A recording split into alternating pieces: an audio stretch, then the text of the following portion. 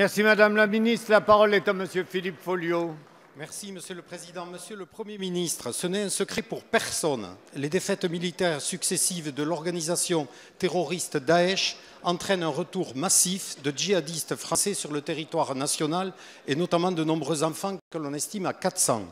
Au-delà des arrestations et mises en détention, l'État doit mettre en place des actions efficaces visant d'une part à la prévention, d'autre part à la déradicalisation de ces individus.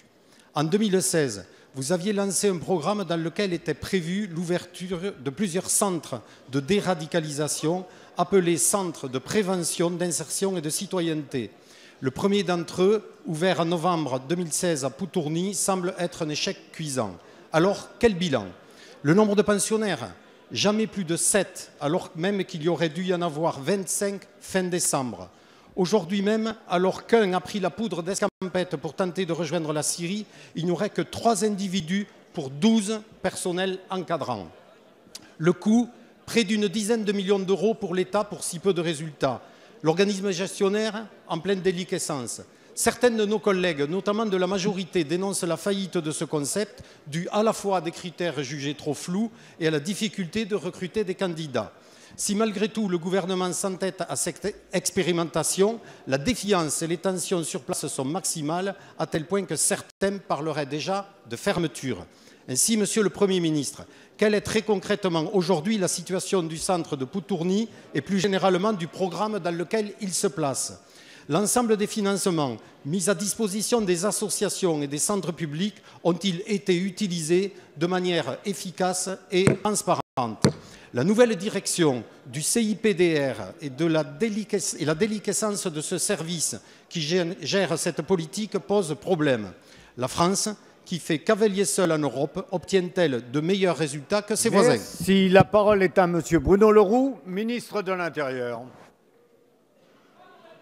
Oui, Monsieur le député Folliot, c'est un problème particulièrement important et vous permettrez que j'essaye de vous répondre très précisément à votre question. D'abord, je voudrais rappeler, vous avez dit 2016. Non, c'est au printemps 2014 que Bernard Cazeneuve, sous l'autorité de Manuel Valls, Premier ministre, a mis en place un plan qui se décline en 4 objectifs pour lutter contre la déradicalisation, pour faire la déradicalisation et donc lutter contre ce phénomène que nous connaissons, pas simplement par le retour de ceux qui sont aujourd'hui sur les théâtres d'opération, mais par ceux qui sont aujourd'hui aussi dans notre pays. Et c'est pour cela qu'il faut être particulièrement précis. Quels étaient ces 4 objectifs ?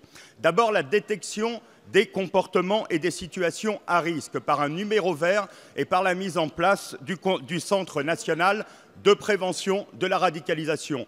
Au jour d'aujourd'hui, c'est 5600 signalements qui sont arrivés par ce numéro vert.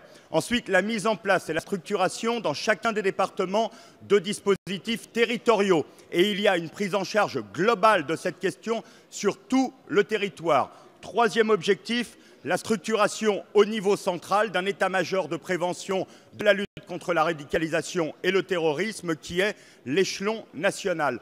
Enfin, une professionnalisation de la filière dont le centre de Poutourny n'est qu'une des expérimentations. Il s'en mène de nombreuses sur le territoire parce que tout comme vous, nous ne sommes pas sûrs aujourd'hui de la prise en charge qu'il convient de faire sur ce genre de radicalisation et qu'il convient de travailler avec des équipes pluridisciplinaires, avec des responsables religieux qui peuvent intervenir, qui peuvent travailler à nos côtés dans le cadre républicain. Donc je vous confirme que nous ferons une évaluation précise à la fin de l'année scolaire de tous ces centres. J'ajoute que dans celui que vous me citez, aucun de ceux qui y étaient n'a posé le moindre problème au niveau local et c'est pour ça que je continuerai à défendre cette expérimentation. Merci.